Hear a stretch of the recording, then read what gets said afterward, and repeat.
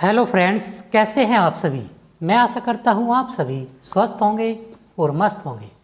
स्वागत है आपका हमारे channel English spoken zero to hero पर। साथियों, आज हमारी इंग्लिश स्पोकन क्लास का डे 30 है और जिसमें हमने आज का टॉपिक लिया है कुड। कुड के जो अर्थ होते हैं वह अलग अलग होते हैं। कहीं पर जो कुड का अर्थ है वह होता है सका या पाया, कहीं पर इसका अर्थ होता है सकता है और कहीं पर इसका अर्थ होता है सकता था, और कहीं कहीं पर हम इसे रिक्वेस्ट करने के तौर पर यूज़ करते हैं। तो साथियों, हम कुड का यूज़ किस किस प्रकार से कर सकते हैं, देर न करते हुए इसके लिए चलते हैं अपनी फर्स्ट स्लाइड पर। सबसे पहले हम कुड का यूज सका या पाया के अर्थ में जान लेते हैं, जिसके लिए हमारा पहला सेंटेंस है I wanted to come on time but I couldn't come, जिसका अर्थ है मैं समय से आना चाहता था लेकिन नहीं आ सका। या फिर हम इसे कह सकते हैं मैं समय से आना चाहता था लेकिन नहीं आ पाया। तो साथियों, यहाँ पर जो कुड का अर्थ निकल रहा है वह है सका या पाया। I wanted to come on time but I couldn't come, मैं समय से आना चाहता था लेकिन नहीं आ पाया। I wanted to come on time but I couldn't come. हमारा नेक्स्ट सेंटेंस है I couldn't sleep whole night, मैं पूरी रात नहीं सो पाया। या फिर हम कह सकते हैं कि मैं पूरी रात नहीं सो सका। I couldn't sleep whole night, I couldn't sleep whole night, मैं पूरी रात नहीं सो पाया।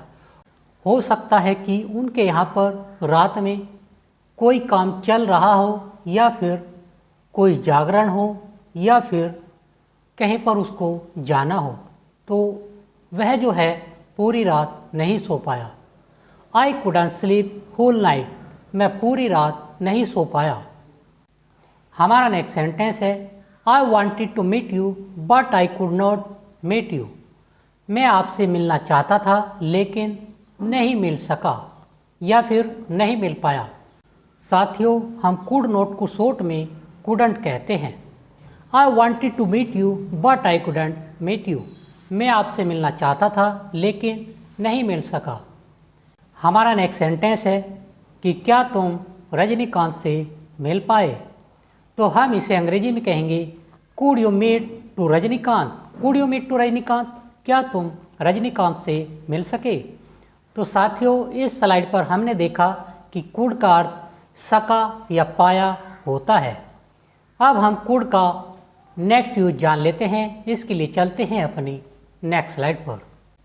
अब जो है कुड का यूज हम सकता है या सकते हो के अर्थ में कैसे करते हैं, इसके लिए हमने पहला सेंटेंस लिया है you could wait if you want, you could wait if you want, तुम प्रतीक्षा कर सकते हो अगर चाहो तो। तो साथियों, यहाँ पर जो कुड का अर्थ है वह सकता है या सकते हो के अर्थ में किया गया है। You could wait if you want, तुम प्रतीक्षा कर सकते हो अगर चाहो तो। हमारा नेक्स्ट सेंटेंस है you could stay at my home if you want, you could stay at my home if you want, आप मेरे घर पर रुक सकते हो यदि आप चाहो तो। हमारा नेक्स्ट सेंटेंस है you could seat beside me if you want, you could seat beside me if you want, तुम मेरे पास बैठ सकते हो यदि चाहो तो।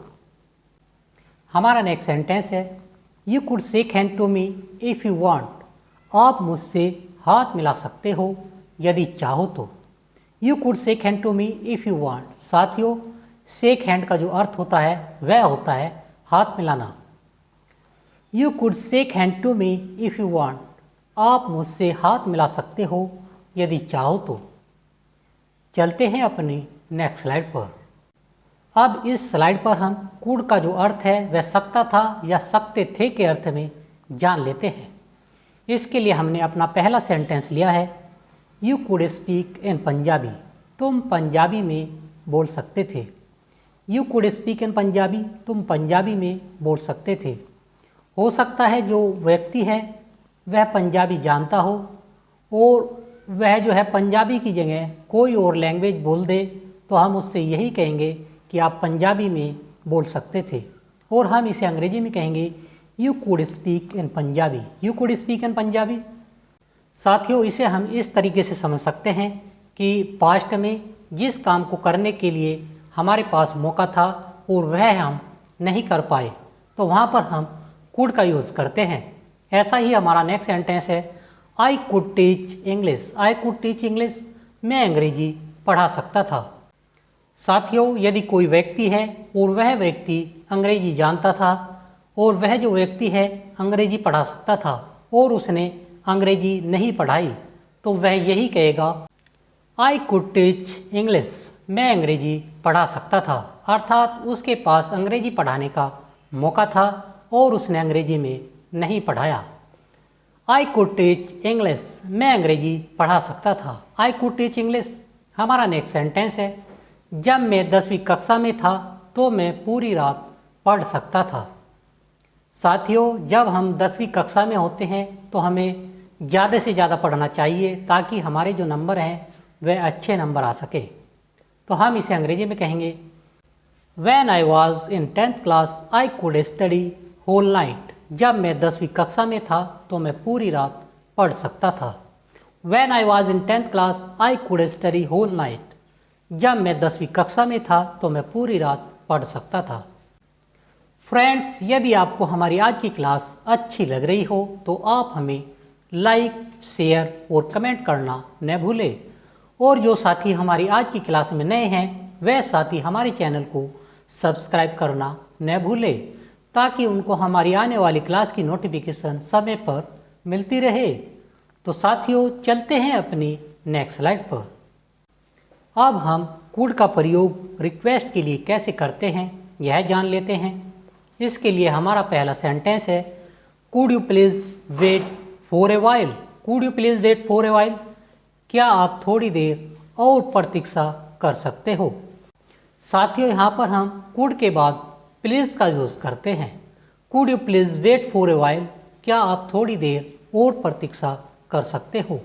हमारा नेक्स्ट सेंटेंस है, could you please tell me your name. Could you please tell me your name, क्या आप मुझे अपना नाम बता सकते हो। Could you please tell me your name. हमारा नेक्स्ट सेंटेंस है, क्या आप मुझे सुन सकते हो।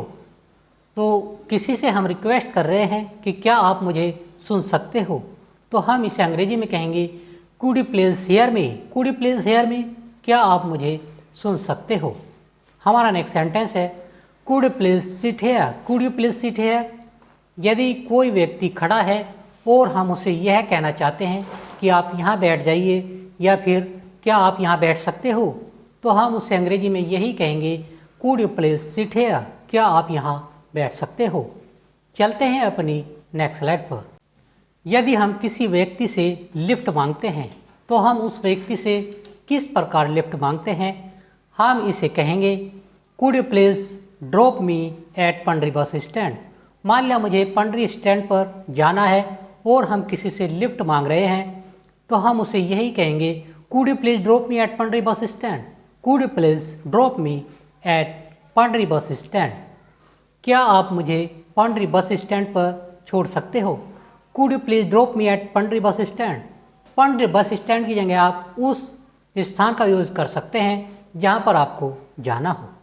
हमारा नेक्स्ट सेंटेंस है, could you please drop me at my school. मान लिया किसी व्यक्ति को स्कूल पर जाना हो और वह व्यक्ति किसी से लिफ्ट मांग रहा है, तो वह लिफ्ट मांगते वक्त यही कहेगा, could you please drop me at my school, क्या आप मुझे मेरे स्कूल पर छोड़ सकते हो। जब हम किसी से लिफ्ट मांगते हैं और वह व्यक्ति हमें स्कूल पर छोड़ देता है, तो वह हमें स्कूल पर छोड़ते वक्त यही कहेगा, लो हम आ गए। तो लो हम आ गए, इसे हम अंग्रेजी में कैसे कहेंगे, इसे कहेंगे, here we are. Here we are, लो हम आ गए। हमारा नेक्स्ट सेंटेंस है, क्या आप मुझे मैथमेटिक्स पढ़ा सकते हो। तो क्या आप मुझे मैथमेटिक्स पढ़ा सकते हो। हम किसी से रिक्वेस्ट कर रहे हैं तो हम उसे अंग्रेजी में यही कहेंगे, could you please teach me maths. साथियों, मैथमेटिक्स को शॉर्ट में मैथ्स कहते हैं। Could you please teach me maths. Could you please teach me maths, क्या आप मुझे मैथ पढ़ा सकते हो। साथियों, चलते हैं अपनी नेक्स्ट स्लाइड पर।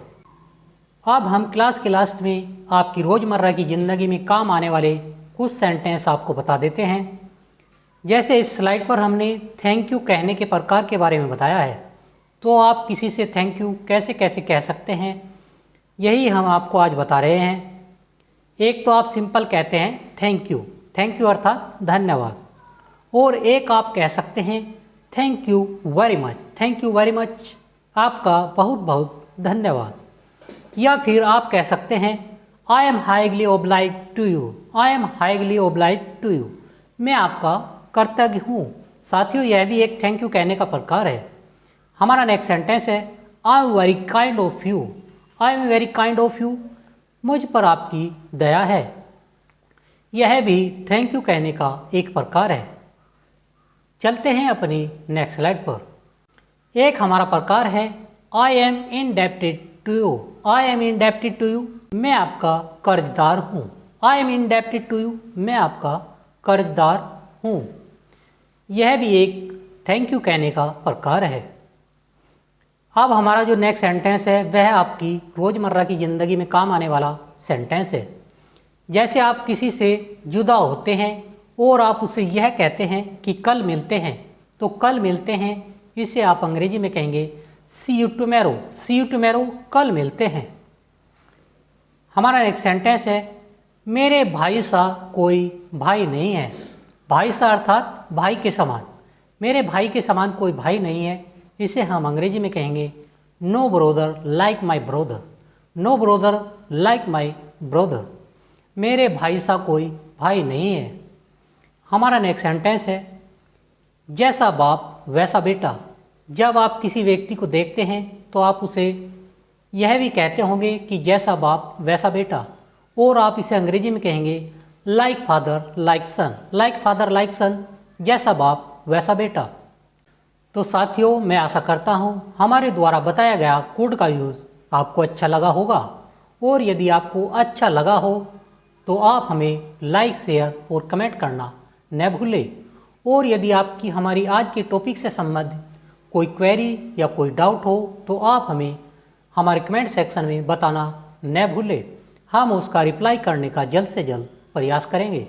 तो साथियों, आज के लिए इतना ही। मिलते हैं अपनी एक और नई क्लास में। तब तक के लिए थैंक यू, धन्यवाद।